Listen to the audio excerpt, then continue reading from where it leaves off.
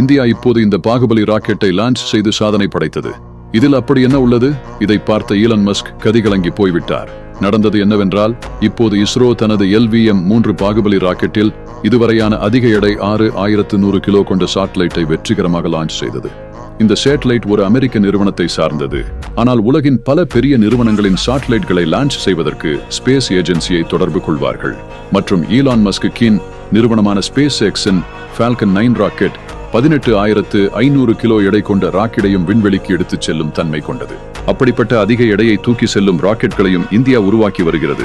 அதை வெற்றிகரமாக உருவாக்கிவிட்டது என்றால் உலகின் பல நாடுகள் தனது சாட்டிலைட்களை லான்ச் செய்வதற்கு இந்தியாவின் இஸ்ரோவை தொடர்பு கொள்ளும்.